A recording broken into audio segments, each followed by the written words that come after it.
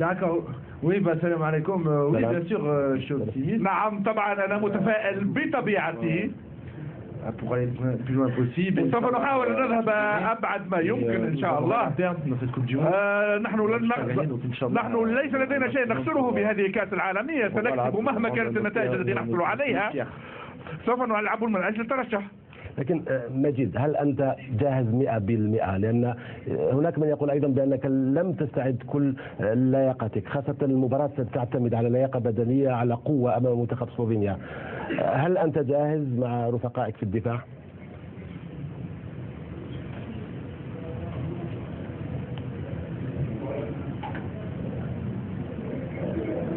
Est-ce que tu es prêt physiquement?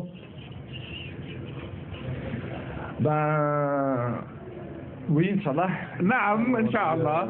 Deux matchs amicaux. لقد لعبنا مباراتين وديتين ومرت الأمور على أحسن ما يرام. match amical, ouais, c'était bien passé.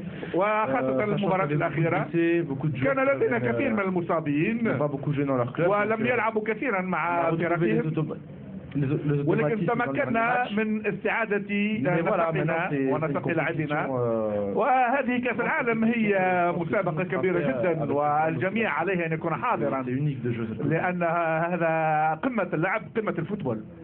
نحن نعرف أيضا بأن المدرب يتحدث إليكم كثيرا ويقتنع دائما بآرائكم، وهذا شيء جميل جدا في المنتخب. أي طرق تفضلون؟ أن تلعبوا 4-4-2 3-5-2؟ أين يرتاح المنتخب؟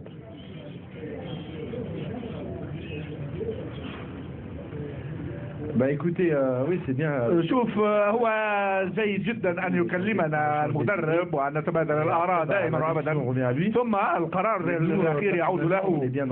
ولكن نحن في كل الصور التكتيكية نحن جاهزون، ولكن فيما بعد فعليه هو أن يقرر، لأن كثير من اللاعبين ممتازين وقادرون على اللعب بأي سيستم لاعب.